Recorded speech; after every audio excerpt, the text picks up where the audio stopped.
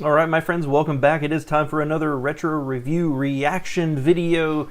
And this week I decided to do something a little bit different. Instead of kind of cherry picking and finding something that caught my eye or that I have a fond memory of, I decided to open up the Motorweek retro review playlist and scroll all the way down to the bottom and cross my fingers that I found something interesting, and I did. It is a 1983 Volkswagen Rabbit GTi.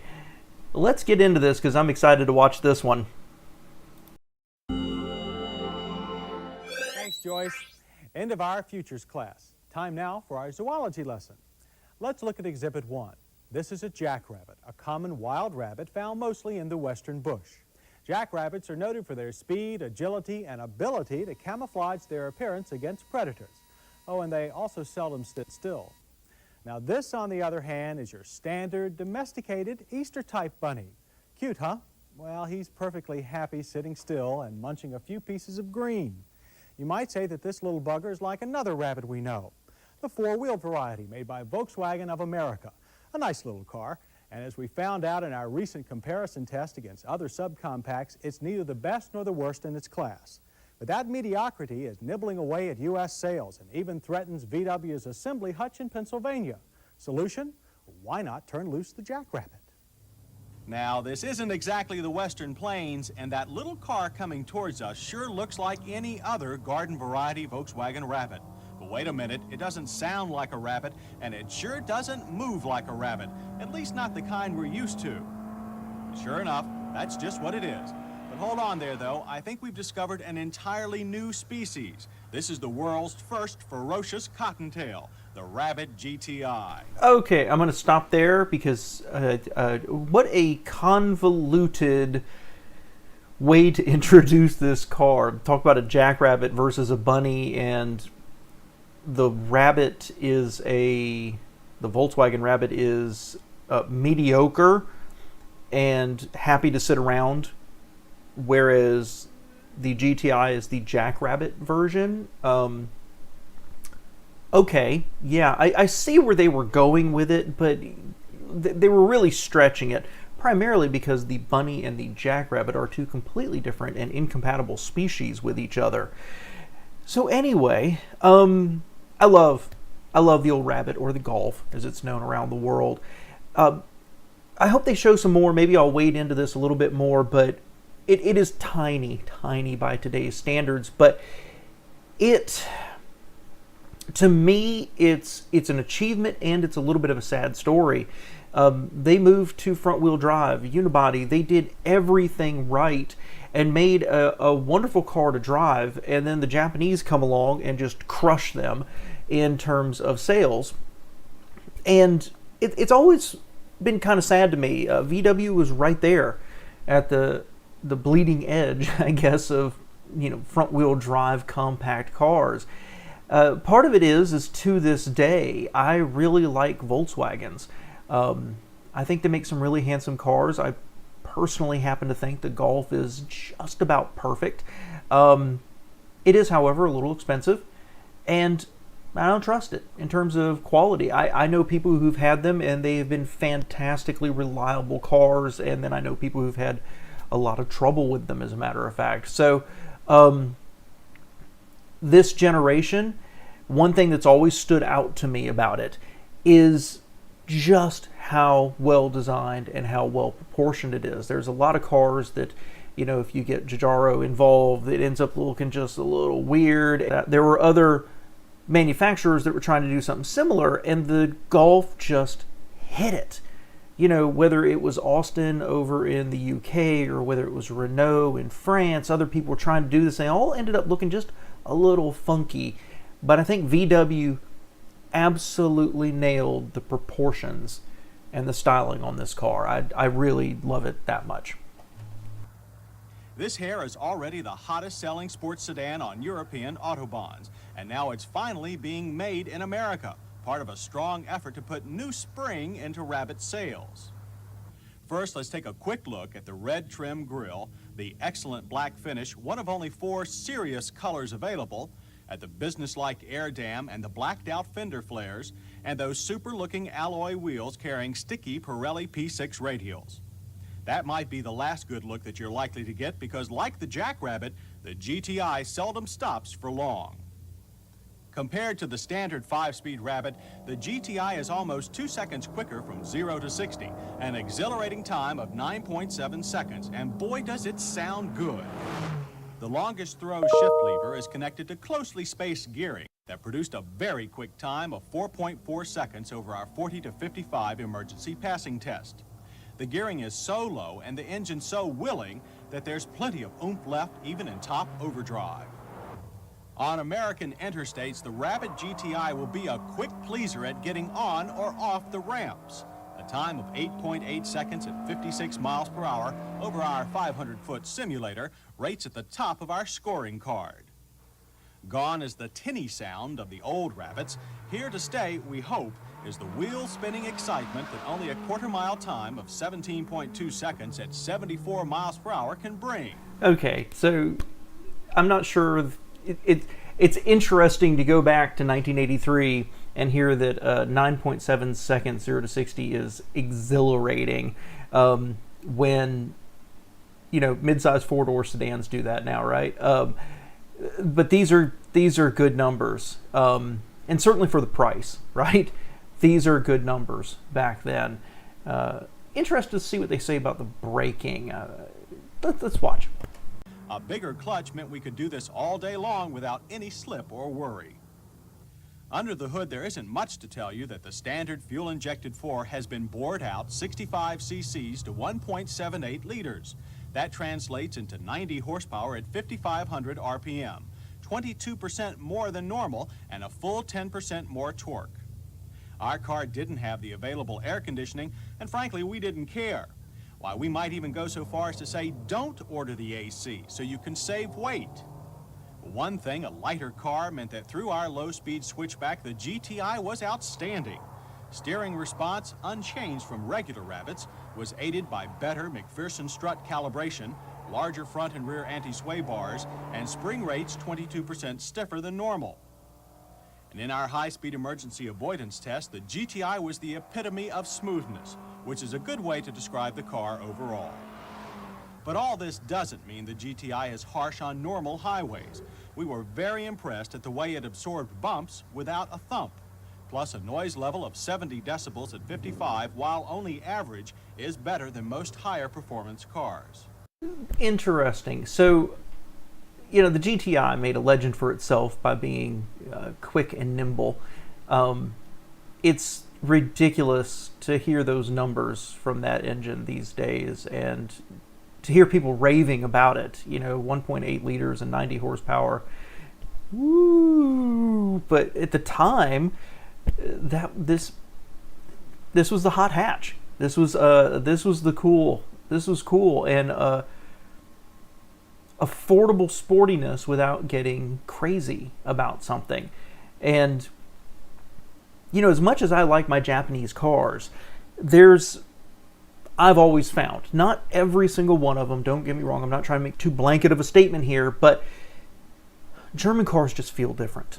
I may not trust their reliability as much, but they feel different. The way they handle and the way they ride and that sense of solidity about them. So I'm not surprised that they're saying it handles great, nearly perfect in handling, and then it still rides well on the interstate too. I want to criticize that 70 decibels. That's a little high. This is going to be a noisy little car that would get old on the interstate, at least probably if you're out of your 20s. But it's a small little car. We all know it, and they're trying to keep weight down. They could have thrown more sound deadening in there or whatever, but we accept it for what it is.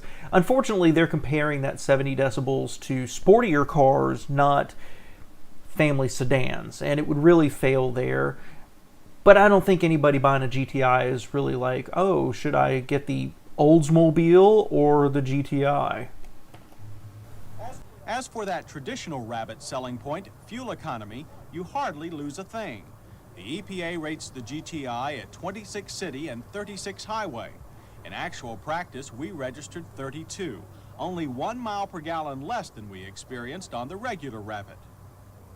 The power front disc rear drum brakes were taken directly from the German version of the GTi and were also impressive.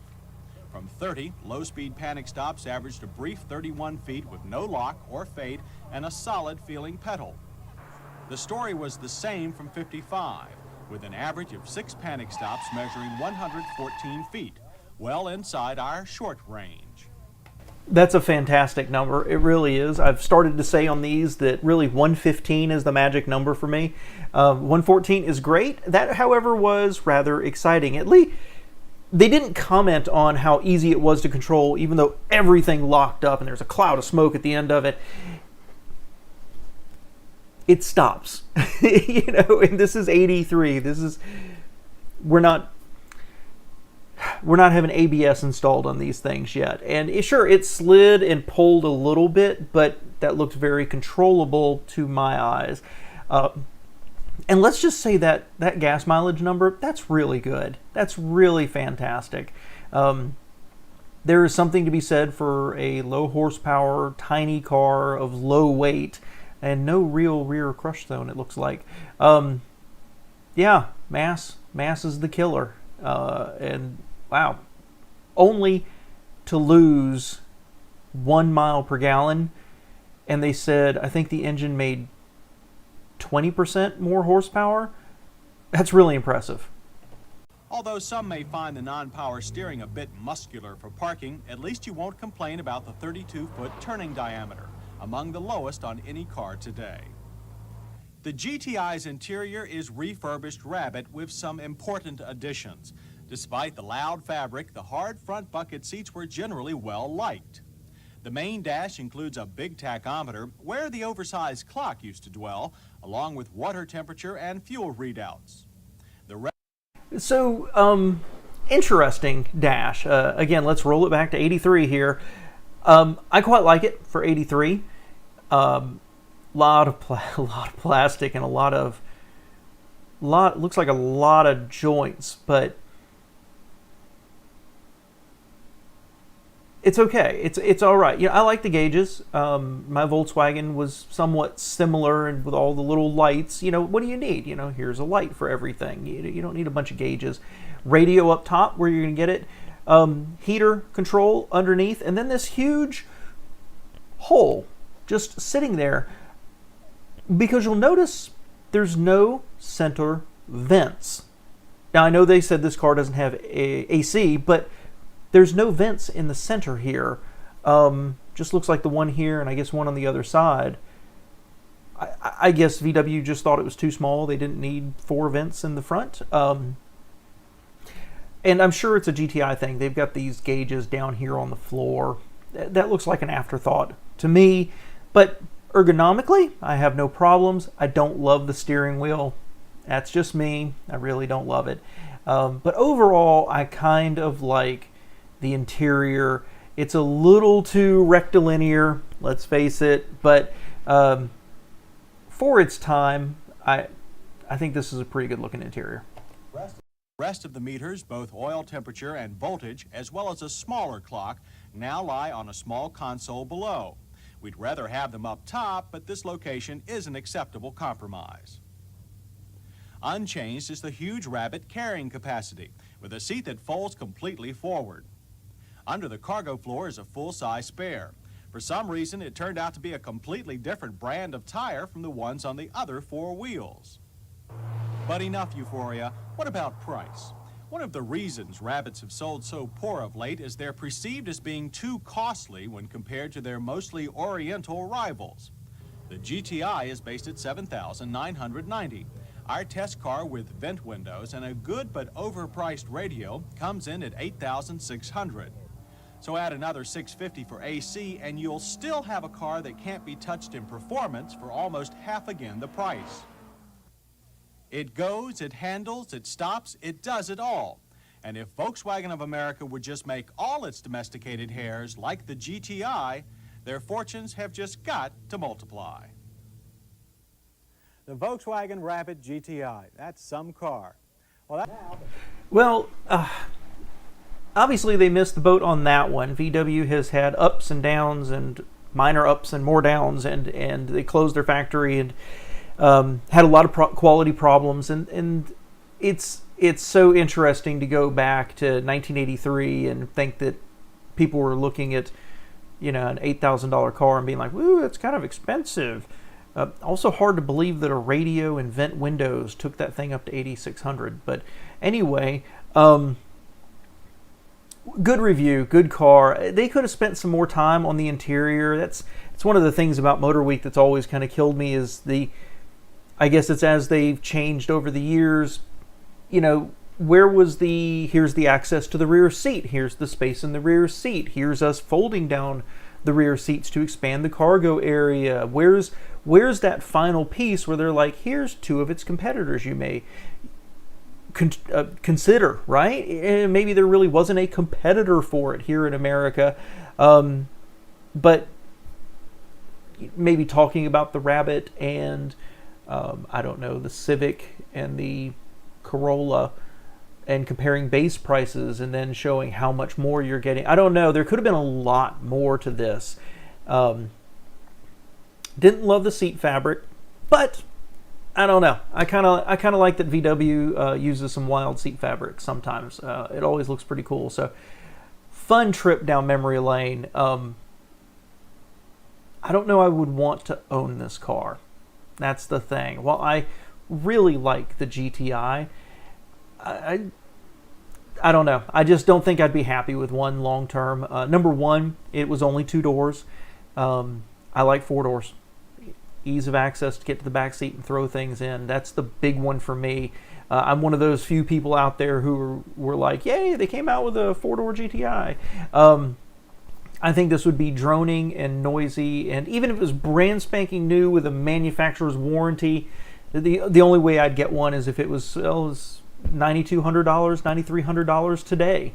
Then yeah, I'd absolutely think about it. But other than that, it's a fantastic piece of history, a cool car. I've never driven an 83 this generation GTi.